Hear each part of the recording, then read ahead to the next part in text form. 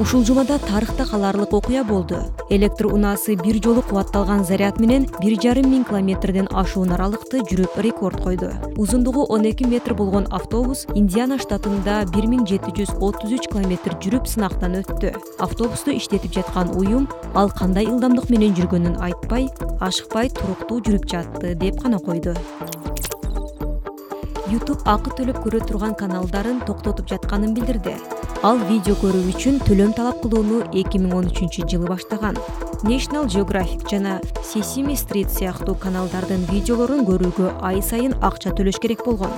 Бирок көрүүчүлөр бул кызматка көнүп кеткен жок. Андыктан декабрда ал токтотулат. Австралия Антарктикада иштеп жаткан окумуштууларга тамак аш жеткирип бараткан учакты асманда баратып, күйүүчү май менен камсыздоого жетишти. Учак окумуштууларга деген тамак аш, медициналык укаттарды жана жакындары жөнөткөн каттарды майда парашюттар менен ташыган.